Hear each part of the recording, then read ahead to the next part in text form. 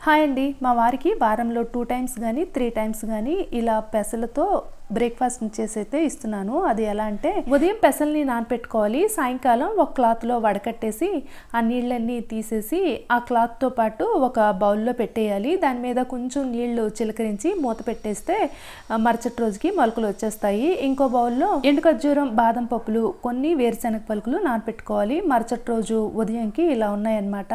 పెసలు కూడా మొలకలు వచ్చేసాయి. 4 బాదం పప్పులు తొక్క తీసేసి పక్కన పెట్టుకోవాలి. అలాగే ఒక బీట్రూట్ స్లైసు, ఒక 3 చిన్న క్యారెట్ స్లైసులు వీటన్నిటిని చిన్న ముక్కలుగా తరుక్కోవాలి. అలాగే నానబెట్టిన ఎండు ఖర్జూరాన్ని కూడా చిన్న ముక్కలుగా తరుక్కొని పక్కన పెట్టుకోవాలి. ఇప్పుడు ఒక బౌల్లోకి 3 గుప్పెళ్ళ మొక్క పెసలు వేసుకోవాలి.